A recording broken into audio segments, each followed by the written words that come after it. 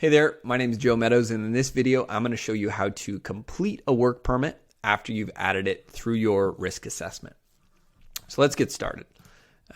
Here we can see through our task, we've already completed the risk assessment. If you have any questions about that, please watch the risk assessment video. It'll show you how to do it. But through our risk assessment, we identified that one of the controls we were going to implement was a work permit. And we chose that this was going to be a confined space entry permit and a hot work permit. So we're going to cover both of those with a single permit. Once we've completed that in our risk assessment, you can see that the work permit gets added to the task here. And in this video, we're going to kind of show you how you take it from there. So if you want to complete a work permit, here we can see that this status of this permit is currently in draft. So let's go through here. So what we're going to do first is we're going to explain the task being performed. So entering tank for routine annual inspection for damage to coating or construction.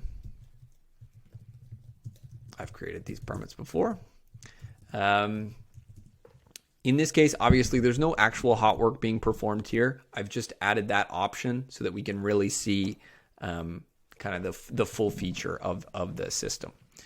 So what it's going to show you here is just for information purposes, the various isolations associated with the task, as well as the team of the task. So here, I'll just save this. But if we go back to our task here, you can see that there's nobody on the team, and we have a number of isolations.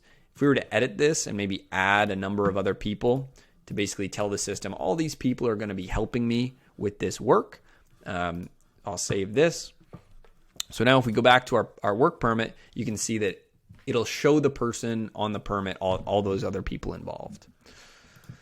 So now, permit validity. What this is basically saying is how long do you need this permit to be valid for? The start time is going to default to the current time, so you can set that to the future if you like, but we'll leave it for now. And your end time is going to be limited based on the work permit settings. The work permit settings are set up by your company. They may set this period to be as short as 12 hours or as long as several weeks. In this case, this company has set it that our permit validity is a maximum of 7 days. So although I could set it to a week from now, I don't believe that this work's going to take us any longer than 2 days. So I'm going to select Friday, kind of end of day, as my end time for this permit. Now, we're getting into the permit requirements. So for us, a permit is about saying we're going to do an activity that we know has a high risk. And the permit is a way for the company to kind of give us permission to do this activity as long as we meet certain requirements. They will permit us to move forward. So this is where all those requirements are captured. So we'll go through them one by one. Our general work permit questions appear for every single permit type. So in this permit, again, this is a confined space entry and hot work permit, and we see these general work permit questions. This would be the case for any permit regardless of the type. You can see here that all of these questions are listed as mandatory. So I have to select that every one of these has been satisfied in order for this permit to be satisfied. And you can see that as I've selected them all, it now indicates that they're done. For these other two, we have a very similar process. So you can see here that, again, we have many mandatory questions. In this case, we actually have an optional question. These questions are all kind of selected and managed by your company. We can provide examples of these, but this is something that's handled on your side. If you're an administrator who's responsible for things like this, there's a video that'll show you how you can update these and change them as you go. But I'm just going to quickly click through these so that we can move forward. Again, if you're the person creating this permit, it's extremely important that you read all of those requirements in detail and ensure that you're meeting them before you proceed with the permit. So now that I've met all of those kind of procedural requirements for all permits, the hot work that we're going to be doing, as well as the confined space entry component, we now get to this thing called standby personnel. So you can see here that based on our company settings, for the type of work we're going to be doing, we require one standby person. I think that's pretty common for confined space entry work, that you have somebody kind of standing by the entry to the space. So when we select this, it's going to give us a list of all the people on our work site who we could select to be the standby person. I'll just kind of select somebody here. And you can see that as we add them, it says done, 1 of 1. Rescue personnel is the same thing. So because we're entering a confined space, the company has set a requirement that you have 2 people to be our rescue personnel in the event that something goes wrong. And you can see here again, it's going to require us to complete these before we can proceed. So now our next one is our rescue plan. So when we select rescue plan, in certain industries, it is a requirement that if you're doing something like confined space entry or working at heights, that you have a document that indicates how you're going to get someone out of that location should something go wrong. What we allow you to do is to have all those documents saved in our library and then to automatically be able to connect them so that you're always covered on that requirement. So I'm going to select this example rescue plan here. Again, what's listed under rescue plans will change based on what your company has added to the library. And if you don't see anything there, we'd encourage you to reach out to management and they can help you out to make sure that all the appropriate documents are there and available for you as you move forward. Our last item is our atmospheric testing. And again, I don't know if you've noticed, but as we've moved through the process and completed items, it's told us why we can't request signatures. And our final item here is our atmospheric test. So here, what we're able to do is, in this case, because we're doing a confined space entry, we require a gas test to make sure that the space is safe to enter. So let's imagine that I've got an oxygen reading of 20.9, and everything else is 0. It's going to ask me what time I did the test. So it'll default to the current time, but you might set this to maybe 10 minutes ago. And I can sign this to say that I've done it. If there was a case that we'd hired a third party to complete this test, we can indicate that that's the case. And then in that circumstance, we would ask that you upload any sort of certification that third party has provided here as an attachment so that that's available from a record keeping perspective. So anyway, I'll sign this. You can see that we've now recorded the result and we can go back to our work permit and you can see that we have a valid atmospheric test.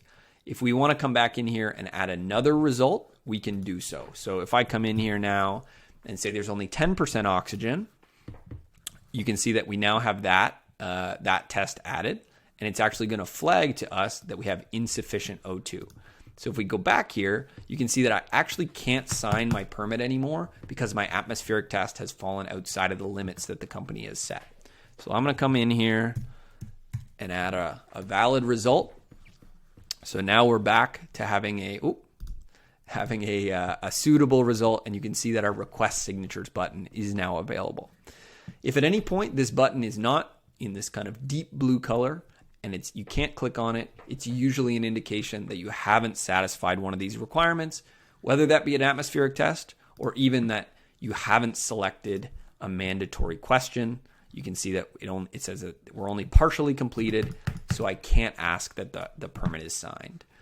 And we think that this is actually very powerful for the people who have to sign permits, because you can have a certain degree of confidence that if someone is asking you to sign a permit, that the system has ensured that they've met all of the company's requirements before they do so. So now let's request some signatures and show you how you can finalize this process. So what we're able to do is here, you can see that we can select various people to sign our permit. You can also see that all those various checklists that we previously completed on different pages are now all visible to us on the top level, as well as our most recent atmospheric test. The reason that we do this is this allows you to print this if you'd like to. You can print this page just by using your print dialog on your computer, or you can print it once it's signed in using our dialog. And it also makes sure that if anybody's signing the permit, they're not signing anything that's hidden on a separate page. So let's talk a little bit about this signing process. Here, you can see that based on this company's settings, anyone who signs this work permit, the signature is only going to be valid for 12 hours. This is regardless of when the permit itself will become invalid. So if we were to sign today and continue the work tomorrow, the permit would have a status of suspended because all of our signatures would have expired and we would have to sign it again in order to proceed with the work. The reason that we do this is it gives you the ability to have a permit for multiple days, so you don't have to recreate documents needlessly, but we're still going to check in with everybody and make sure that they've signed it again in case circumstances have changed. People can always come in and say, I'm not comfortable signing this anymore. Let's pause this work until things are safe again. So that's kind of the circumstance. Let's talk about how we actually get a signature recorded. So we have 3 levels of signature: performing, supervising, and issuing. They all have their own permissions. So you can see here for performing, we have the ability to select any user to do so, or we can add a visitor. So if we have a subcontractor or someone doing this, let's say it's me,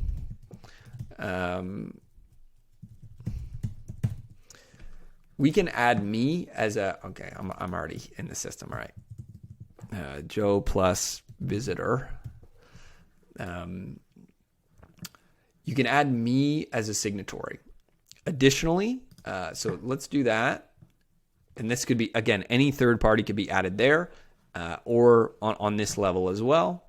Let's select this user. So Frank Grimes, the person currently signed in, is going to be here. And then we're going to have someone else be our issuing.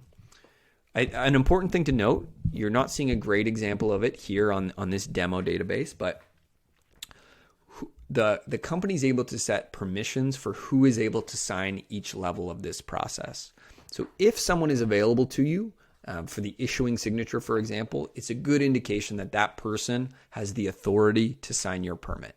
You'll typically see that you'll see many fewer names for the issuing signature than you will for the performing signature, for example, because many more people are going to be able to sign to say that they're performing work rather than issuing on behalf of the company. So now we've requested signatures for all 3 levels. Let's talk about how the signature process works for these different examples. So here we've got a visitor who's signing our permit, so maybe a third party's come in to do that work. If we click on this, it's going to indicate that I'm going to sign this as a performer, that I'm responsible for performing the work in accordance with the permit by signing this document. The third party should review this in detail before signing, and they will be responsible for ensuring that they've reviewed this permit and are comfortable to proceed. If we press sign, what we're going to be doing is that any user, so basically any company employee, is going to have to sign on behalf of the visitor because they don't have a login for the system. So we're just confirming that, in this case, Frank, the person who's logged in, has sat down with that third party, has confirmed that they've reviewed this, and is now signing to indicate that they've signed on their behalf. If the user who's signed in, so again, Frank is the person who's signed in here, if they're signing, they can press sign, they can sign for right now, and it's as simple as that. And here we've got a third signature, and it's not actually the person who's logged in.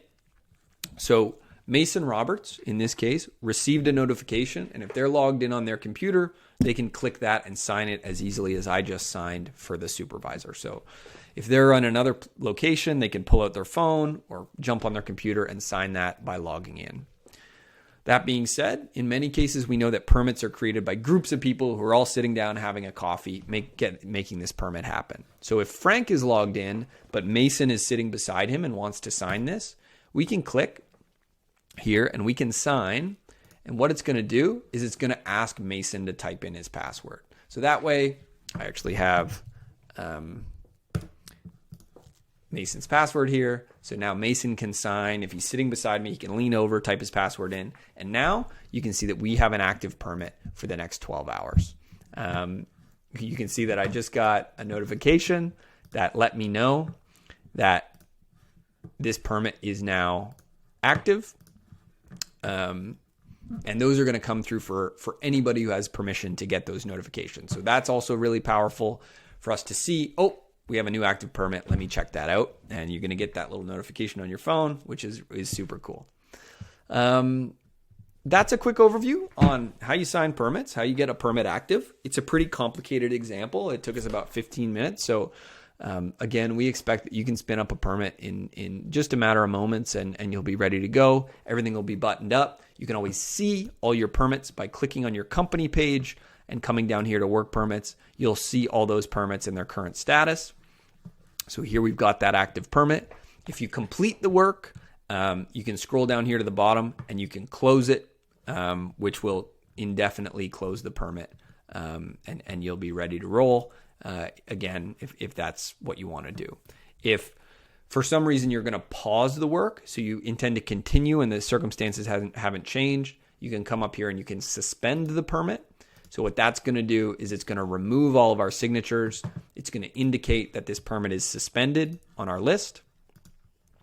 But if we want to continue with the work, maybe we went on a lunch break or whatever, everybody can come in here, sign again, and it'll become active again. Whereas again, if we scroll down to the bottom here and close this, the permit's dead. It'll never be active again. We can clone it and modify it if we want, but otherwise it's finished. So that's my explanation. Hopefully it was helpful. If you have any other questions or suggestions on how we could improve, please let us know. Otherwise, hope you have a great day. Thanks.